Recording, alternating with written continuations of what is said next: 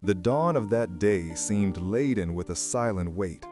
The sky was filled with dense, dark clouds, and the small coastal town began to surrender to the cold rain that fell without respite.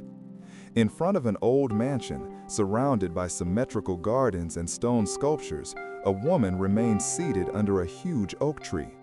Her dark green uniform was faded, her hair stuck to her face, and her hands trembled as she tried to eat from a cracked plastic pot. The rain fell harder, mixing with the tears streaming down her cheeks.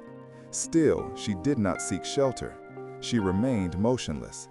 Her food became soaked, her heavy clothes clung to her body, and her thin figure shivered with cold and exhaustion.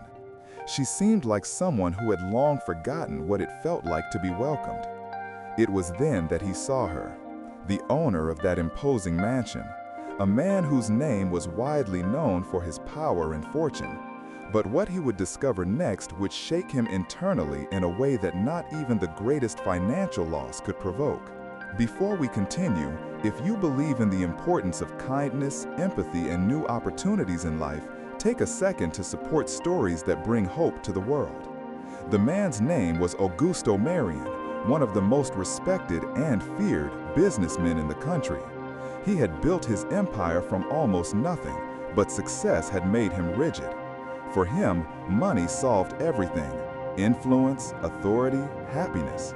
The workers around him were invisible: maids, doormen, cleaners, all mere remaining details in the grand scenery of his life.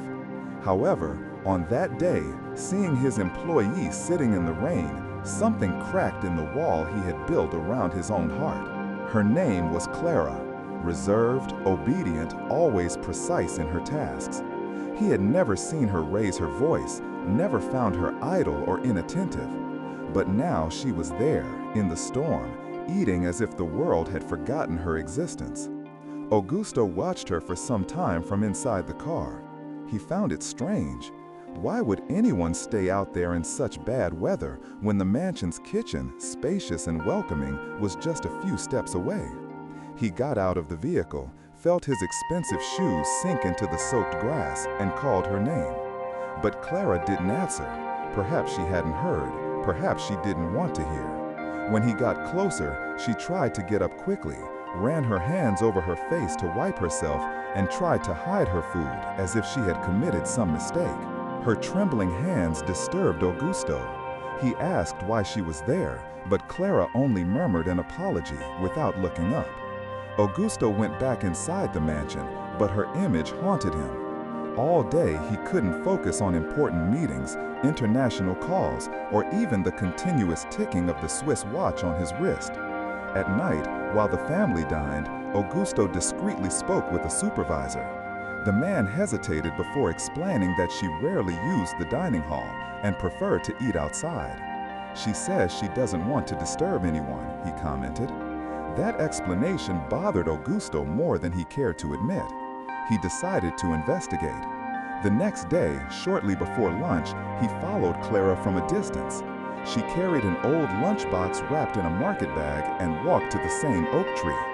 The sky was clear, but the smell of rain lingered. Clara sat in the same spot, as if that isolated patch of grass was her whole world. When she opened the lunchbox, Augusto noticed there was almost nothing inside: some remnants of simple pasta and a small piece of stale bread. Her hands were rough, her arms thin, and she ate slowly, like someone who values every crumb. After a few minutes, he approached more carefully and with less arrogance.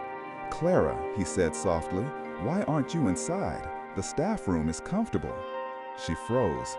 The spoon stopped in midair. She lowered it and stared at her lunchbox.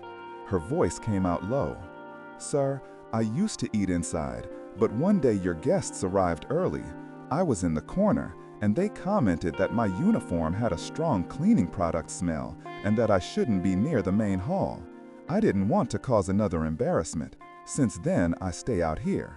Her words cut through Augusto like a cold blade. He tried to remember that day, but nothing came to mind, only the weight of the impact. Someone in his house had been demoted, humiliated, simply for their appearance. This left him feeling empty. In the following days, Augusto observed Clara without her noticing. He discovered that she arrived much earlier than everyone else, that she smiled shyly even when exhausted, that she walked long distances to get to work. Gradually, he discovered more. Clara lived in a small house on the outskirts of the city. Her husband had died 5 years earlier in a landslide. She was raising a 9-year-old girl alone. She worked at night in a laundry and in the morning at the mansion. And despite that, she remained kind to everyone. When Augusto realized that she endured hunger, tiredness, and storms just to pay for her daughter's school, a heavy guilt descended upon him, similar to the rain he had seen her face. One afternoon, he decided to visit the neighborhood where Clara lived. It was another reality. The dirt streets were full of potholes. The houses were small and worn by time. Children played barefoot. In one of these houses, with a makeshift roof and rough walls, he found Clara's daughter sitting at the table, drawing under a dim lamp. The girl looked at him and smiled politely. Behind her, taped to the wall, were her drawings: a nurse, an ambulance, and a woman in a green uniform. The girl's dream was to be a nurse to help people like her own mother. That night, Augusto couldn't sleep. He stood looking at the city through the window. He thought about all the structures he had built, but realized he had never built empathy. He had wealth, influence, and status, but lacked the essential. The next morning, he called Clara to his office. She arrived nervous, afraid that something was wrong. But instead of reprimanding her, Augusto handed her an envelope. Inside were documents granting a full scholarship for her daughter, as well as an offer to promote Clara to coordinator of house services, with a much higher salary and more flexible hours. Her hands trembled as she read. Tears fell silently. "Sir, I don't know what to say." Augusto smiled sincerely and replied, "You don't need to say anything. Just promise me you'll never eat in the rain again." Days passed and the mansion changed. It seemed more alive. The staff smiled more. The atmosphere was lighter. Even Augusto's family noticed his transformation. He began to know each worker by name, listen to their concerns, ask about their families. He discovered that success without humanity is just an empty echo. And whenever he passed the oak tree in the garden, he remembered the day his heart finally awakened. If this story touched you, remember to value attitudes that spread humanity around the world. Before we conclude, leave a comment telling us what lesson you learned from Clara's journey. Was it sensitivity, humility, the power of empathy? We want to know. Years passed and Clara's daughter completed her studies with excellence, realizing her dream of working in healthcare. On her graduation day, Augusto was in the audience, applauding with pride. When Clara thanked him, he just smiled and said, "You taught me more than you imagine. You showed me what true wealth is." Sometimes all we need is a single kind gesture, an instant of understanding, a look through the rain to transform a heart forever. If this story touched your heart, don't let it end here. Show that there is still room for empathy in the world. Like, write a comment, and share this video with someone who needs a message of hope today. And if you believe in the power of small actions, subscribe to the channel to follow more stories that remind us of the true value of humanity.